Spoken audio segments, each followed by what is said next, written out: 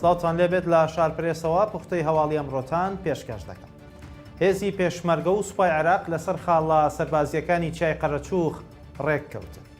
سیروان بارزانی بەرپرسی میحوەری مەخموری هێزی پێشمەرگە ئاشکرای کرد کۆبوونەوەیەکی هاوبەشیان لەگەڵ شاندی سوپای عێراق ئەنجام داوە و لەسەر چارەسەرکردنی کێشەکان و دیاریکردنی خاڵە نوێیەکان لە چیای قەرەچووخ ڕێککەوتون.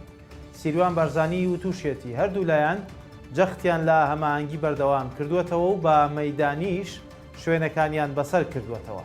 دوای ئەوەی هێزەکانی پەکەکە چوار خاڵی سەربازیان لە چیای قەرەچووخ بەجێهێشت و ڕادەستی سوپای عێراقیان کردەوە، ڕۆژی 22 مانگی ڕابردوو هێزەکەی سوپای عێراق لەگەڵ پێشمەرگە بە شەڕ هاتن و بەو هۆیەوە چوار پێشمەرگە شەهید بوو.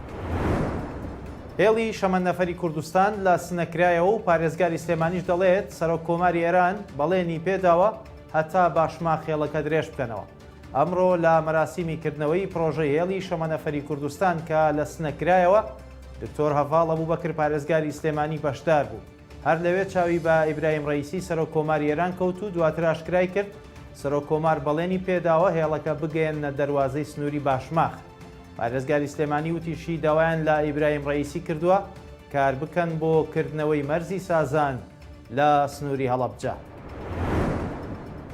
شارەوانی سلێمانی ڕایگەیاند هەر خانوویەکی زیادەڕۆ کە بڕیاری تاپۆکردنی بۆ دەرچووە ئەگەر هەتاوەکو مانگی نۆی ساڵی داهاتوو ڕێکارەکانیان تەواو نەکەن ئەوە دەبێتەوە بە موڵکی حکوومەت. لە ئاگاداریەکی بەپەلەدا شارەوانی سلێمانی ئاگاداری ئەو هاوڵاتیانەی کردەوە کە خانووە زیادەڕۆکانیان بڕیاری تاپۆکردنی بۆ دەرچووە لە ماوەی کەمتر لە ساڵێکدا مامەڵی تاپۆکردنەکە تەواو بکەن.